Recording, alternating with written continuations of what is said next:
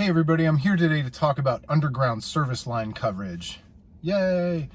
Homeowners insurance policies are too complex. There are way too many coverages for you to understand them all. We understand that.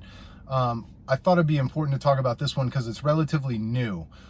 We've had backup of sewers and drains coverage for a long time, and most of our customers buy that coverage so that if something backs up into their basement, usually their basement, but if something backs up and damage is caused to their house, there's coverage for that. And it's usually 5,000, 10,000. Sometimes people go up to 25,000 in that coverage. But what would happen is they'd pay to fix your basement or what the damage inside your house, but they wouldn't pay to fix the pipe underground, usually buried in your yard, that connects your house to the sewer or the septic tank or whatever.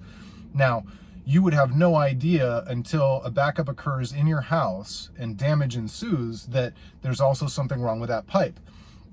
So underground service line coverage is meant to plug that gap. So now, instead of saying, well, you're on your own fixing the pipe, we're not only going to pay for the damage that has occurred inside your house, the insurance company is now going to pony up and they're going to pay for the replacement of that pipe underground. So that's the basics of what this coverage is meant to do. It was just one company that had this coverage a year ago or 18 months ago, and they're all kind of jumping on board. It's a copycat league in the insurance business. So we now have, I think, 3 carriers, maybe 4, who offer this coverage. So give us a call if you're interested in talking about it, or if you're nervous that you don't have that on your existing policy.